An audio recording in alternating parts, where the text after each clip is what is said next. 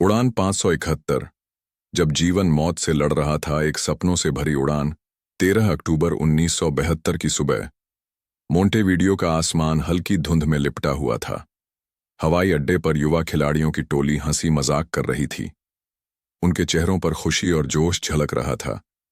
किसी के हाथ में उनका पसंदीदा रग्बी बॉल था, तो कोई अपने परिवार को आखिरी बार गले लगा रहा था।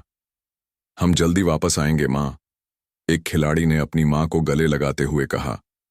उसकी माँ ने उसके बालों को सहलाया और कहा, हाँ, लेकिन अपना ध्यान रखना बेटा। किसी को भी अंदाजा नहीं था कि यह आखिरी बार होगा जब वे अपने परिवार से मिल रहे हैं। जैसे ही विमान ने उड़ान भरी, भीतर हंसी और ठहाकों की गूंज सुनाई देने लगी। कोई अपने दोस्त को छेड़ रहा था, तो कोई खिड़की से बाहर एंडीज के पहाड़ों को देख रहा था।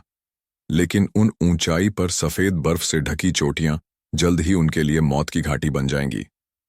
मौसम खराब हो रहा है, ये शब्द पायलट के होंठों से निकले और अचानक से विमान हिलने लगा। खिड़कियों से बाहर अंधेरा था, बादल घने थे और बर्फीली हवाएं इतनी तेज थीं कि विमान किसी तिनके की तरह झटके खा रहा था। फिर एक जोरदार धमाका हुआ। विमान किसी चट्टान से टकराया था। यात्रियों ने चीखना शुरू कर दिया। सब कुछ बेतरतीब था। सामान उड़ रहे थे, लोग सीटों से उछलकर टकरा रहे थे, और फिर एक दिल दहला देने वाली खामोशी। कुछ ही पलों में विमान के दो टुकड़े हो चुके थे।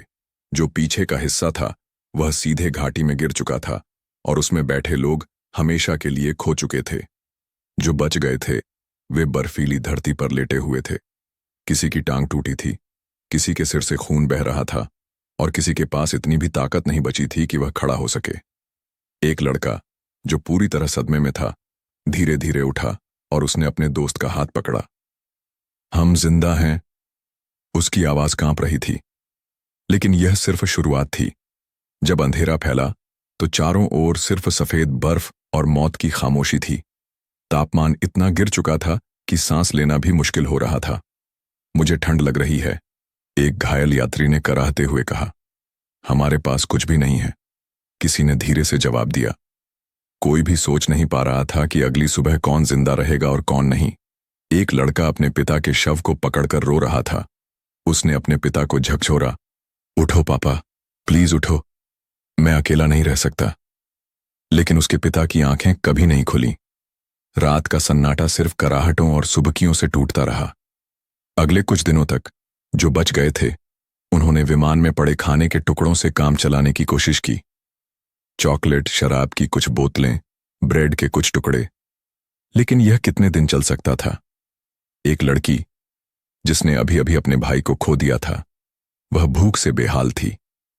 उसकी आंखें अंदर धंस चुकी थीं, होंठ फट चुके थे और शरीर इतना कमजोर हो चुका था कि वह ठीक से बोल भी नहीं पा रही थी। क्या अब हम भी मर जाएंगे? उसने धीरे से पूछा। किसी के पास जवाब नहीं था। जब भूख अपनी चरम सीमा पर पहुंच गई तो कुछ लोगों ने महसूस किया कि अब उनके पास कोई चारा नहीं बचा था। हमारे पास कुछ खाने के लिए नहीं है, लेकिन हमारे दोस्त। यह शब्द सुनकर सभी के रोंगटे खड़े हो गए। नहीं, यह मत कहो, एक लड़के ने कांपते हुए कहा। हम क्या करें? क्या हम मरने का इंतजार करें? इंसान के अस्तित्व की सबसे बड़ी परीक्षा वहीं शुरू हुई। भूख ने नैतिकता और इंसानियत को चुनौती दे दी।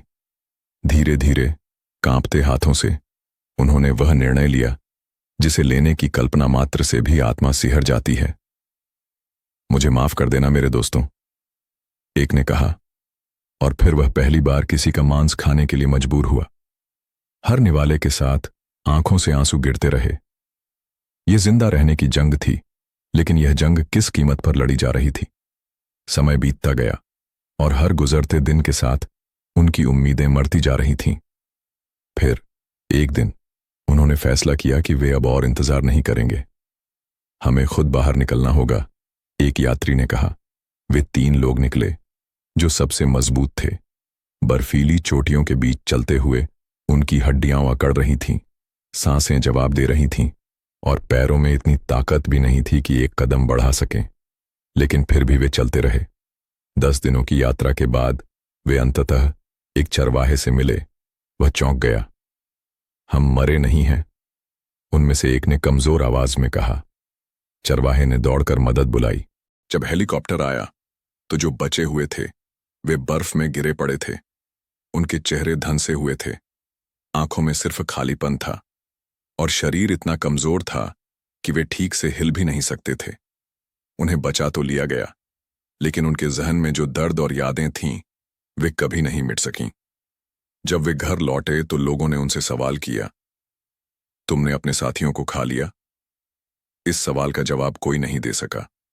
उनकी आंखों में सिर्फ आंसू थे और अंदर एक ऐसा दर्द जिसे शायद कोई भी नहीं समझ सकता था। जब बचाव दल उन्हें हेलीकॉप्टर में लेकर शहर की ओर रवाना हुआ, तब भी उनके मन में राहत की कोई अनुभूति नहीं थी। वे जिंदा थे, लेकिन क्या वाकई वे वही लोग थे जो कुछ हफ्ते पहले इस विमान में बैठे थे?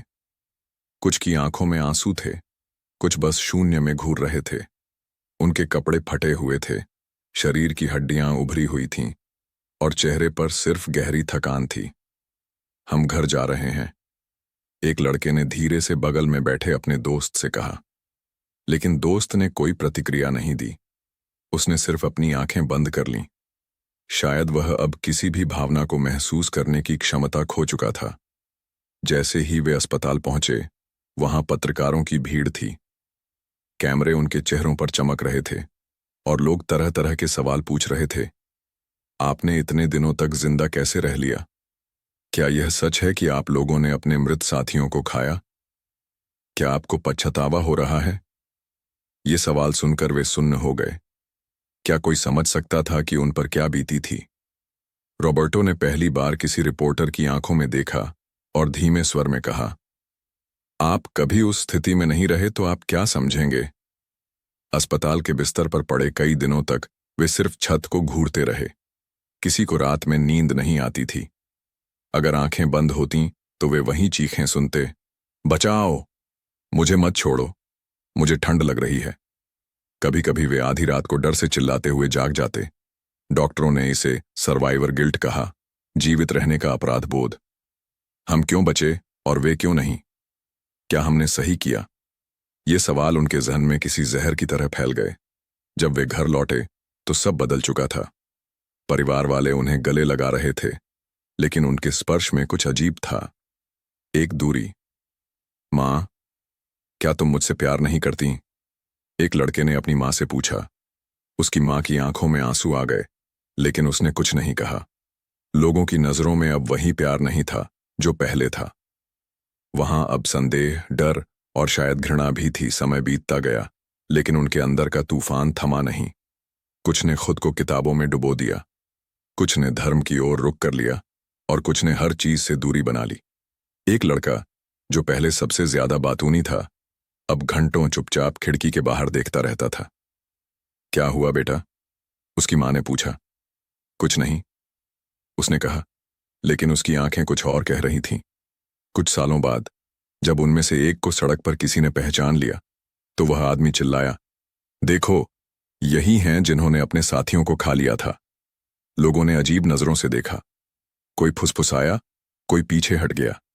वे बचे तो थे, लेकिन क्या सच में वे जिंदा थे, या वे अब सिर्फ चलते फिरते भूत बन चुके थे? आगे की कहानी जानने के लिए चैनल को सब्सक्राइब करें। धन्यवाद।